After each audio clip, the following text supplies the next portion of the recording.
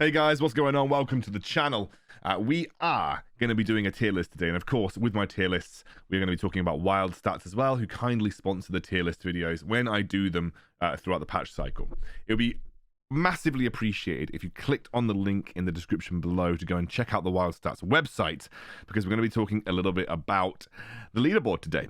Something that I've shown you a lot of is the champion win rates and how you can use Wild Stats to kind of figure out in your elo range what works. I think that's something that's really important to differentiate from my tier list. My tier list is meant as a bit of a catch-all across all elos, but if you have a look at gold and, you know, have a look, like Lux is like the most played of the super high win rate in gold, but then you go to Master Plus and she isn't even in the top 12. So there are certain things that work for certain elos, and I'd recommend that you go and check out Wild Stats to ensure that you're able to find out what works in your elo. However, something that I wanted to look at today is the leaderboard, and you can see here this is the European leaderboard. The #1 spot held by Sneaky right now, followed by Team Queso, Andre Z, Swest. These guys are all pretty popular, but I'm going to focus on Vex190, who you guys might know. He has a YouTube channel, Vex190 as well, and he's a jungler. I'm a jungler. I like to go and see what he's playing. So you can have a look at the top players in your region.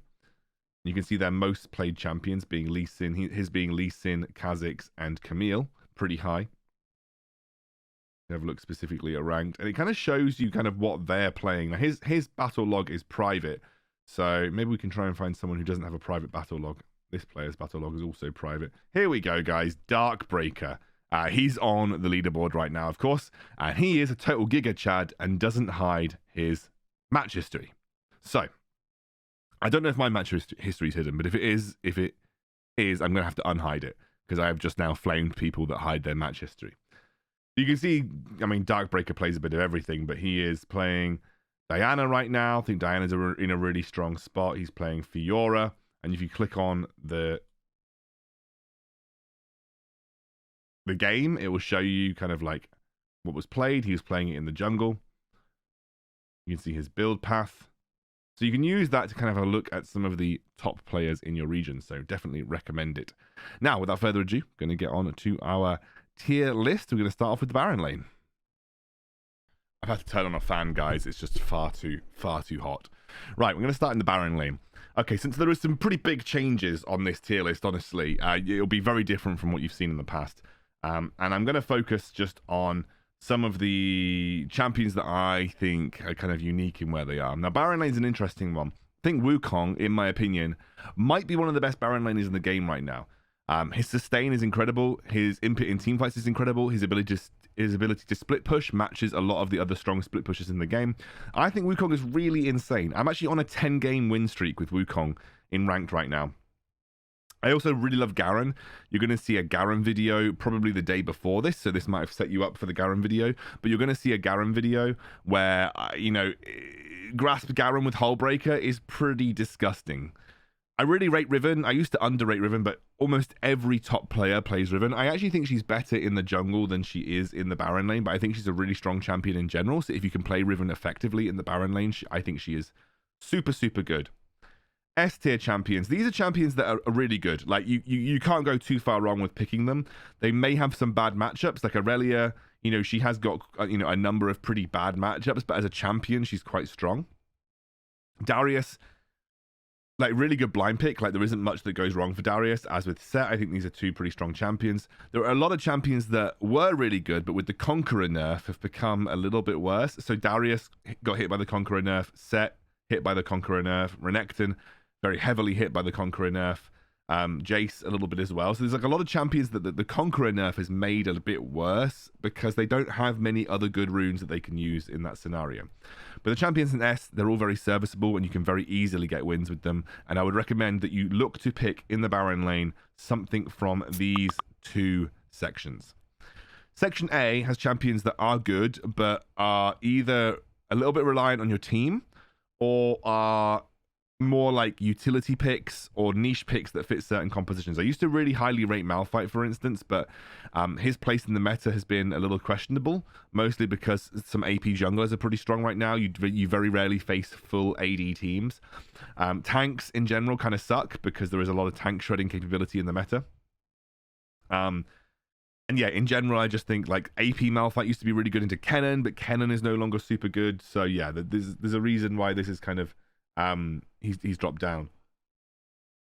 Shen is good, but he falls off. Like his split pushing capability is useless. So trying to use his ultimate in the late game can feel kind of crap because A, the enemy will kill the Shen shield pretty quickly.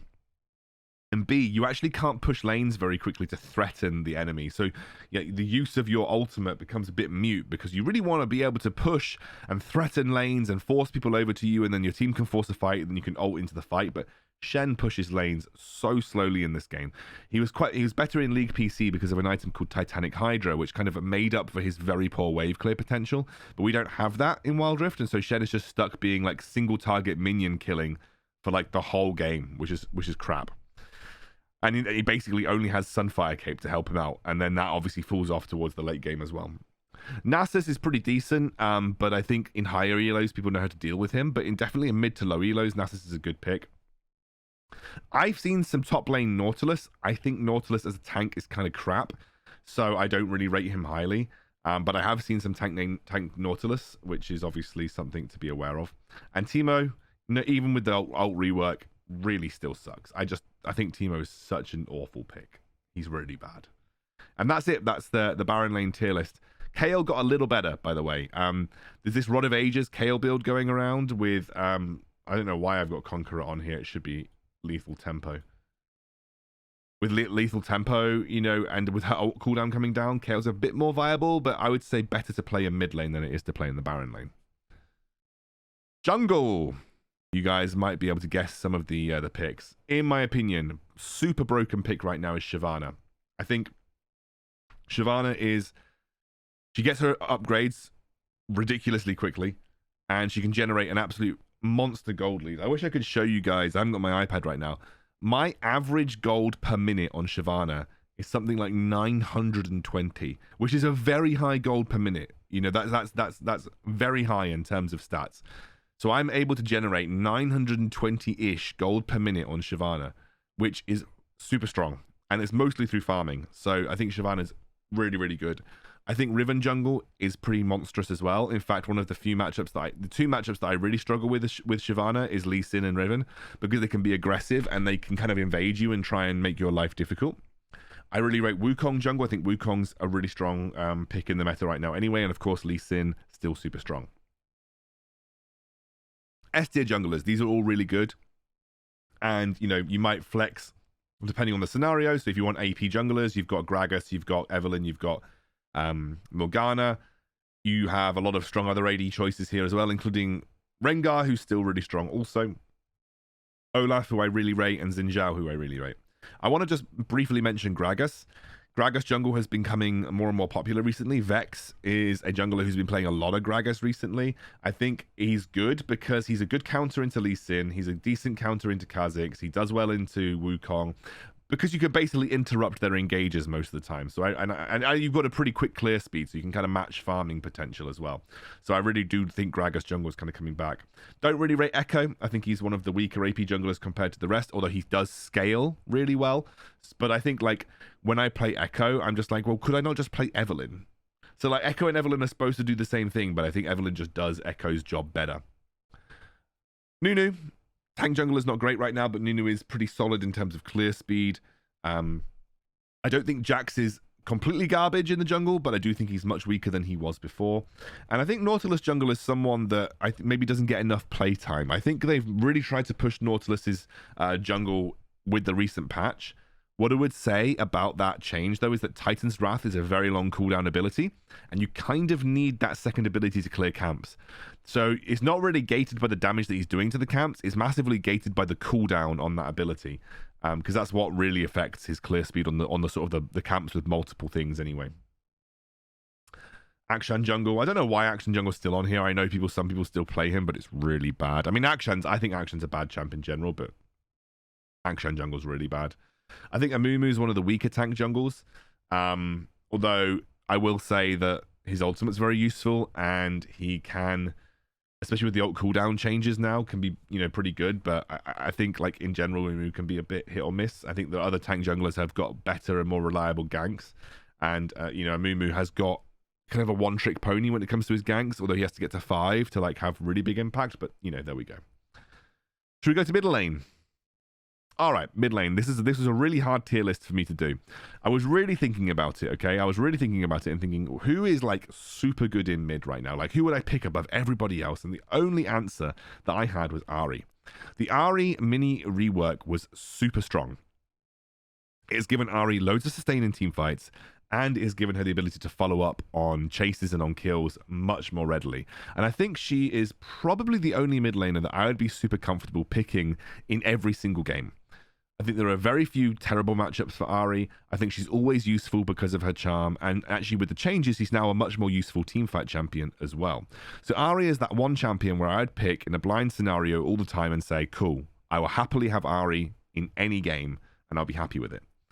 And not to say that she's infinitely stronger than some of the other champions on this list, but it's more that she fits into almost every comp and doesn't have many bad matchups. Everywhere else in S tier, though, you can see there's loads of mid laners that are viable right now.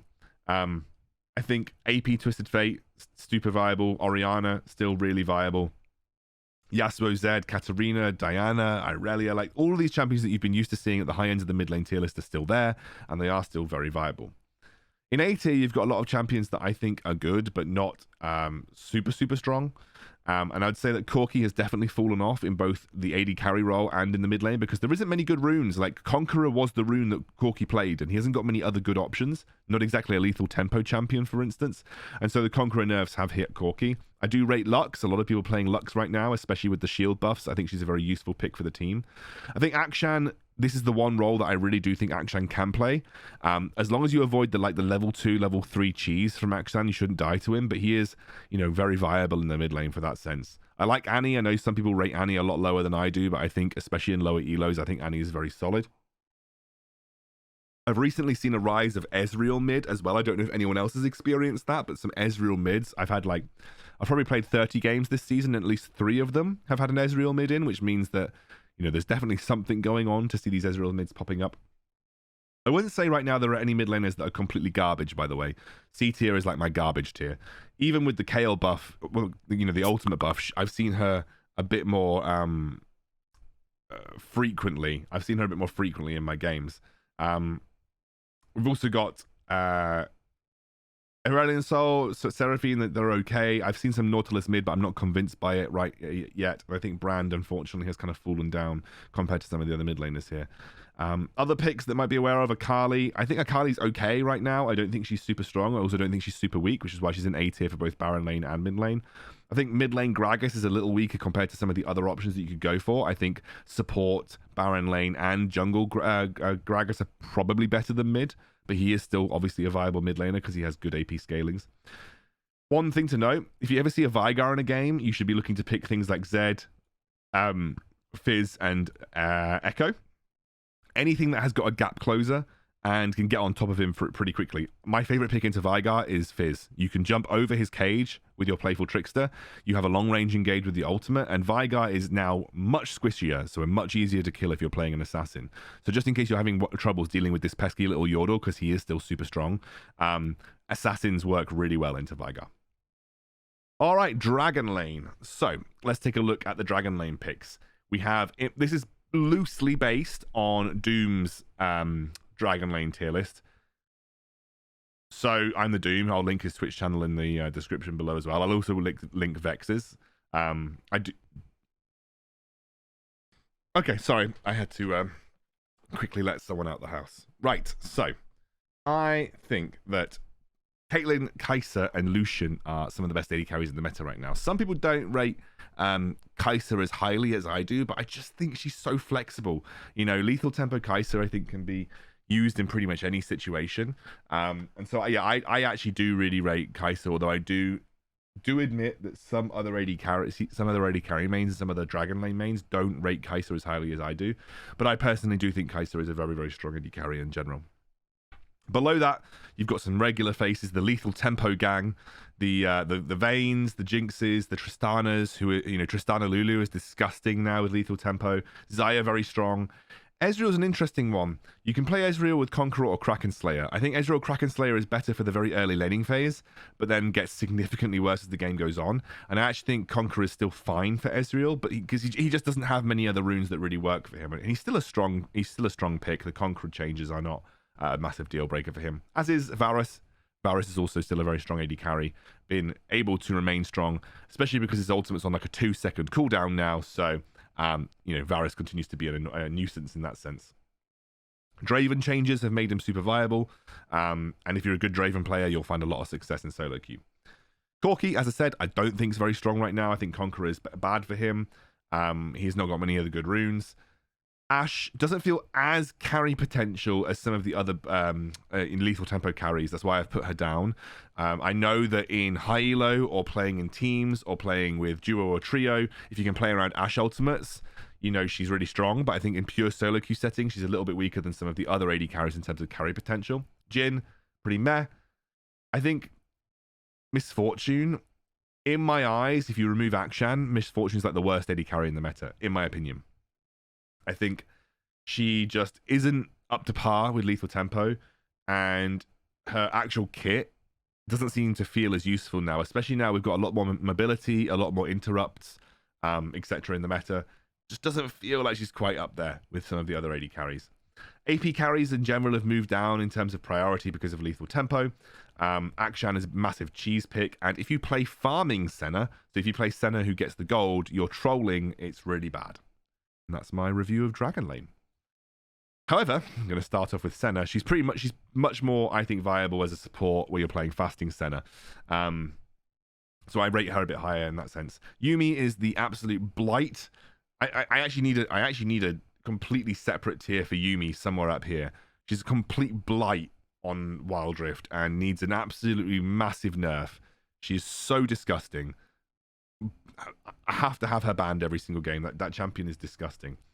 I think Braum, this is like, you probably recognize that, Lulu and Nami are really good. I love Rakan as an engaged support. I also think Alistair's up there. The two new additions that you might notice are Braum and Lux. I think Lux shielding changes have made her very viable as a support again, in my opinion anyway.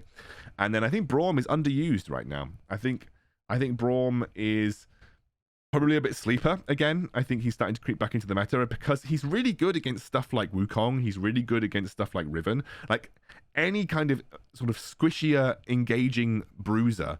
He's good against Darius. He's good against all those types of champions because one basic attack from Braum and your team can instantly lock down a threat like Kha'Zix, like Riven, like Lee Sin. And I think that's what makes Braum good. Not because he's particularly good against other enchanters, but actually because he's good against like other things.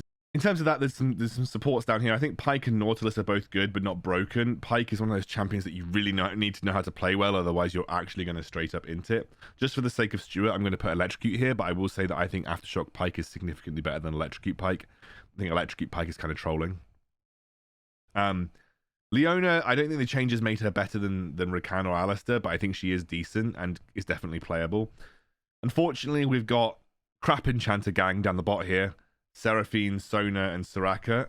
I think Sona's so squishy, and there is so many engaged supports. Same with Soraka. There's a lot of like really strong engaged supports that have come into the meta, which makes Soraka a lot harder to play. I think Blitzcrank I've put a little bit further down because I would just call Nautilus like a better Blitzcrank in that sense. Thresh is almost just like a better Blitzcrank. I know Blitzcrank has a bit more of an instantaneous hook, but these guys have got a bit more to their kit that make them viable. Shen support, I don't rate it, too squishy, and Immune support again, I know it's playable, but don't massively rate it. Right, that's this video. If I haven't edited this video for the massive random pause I took in the support reading, and then you can flame me, but I'm hopefully going to get that edited. I have no idea what I'm saying at the end of this video. Shut up, Kinnan.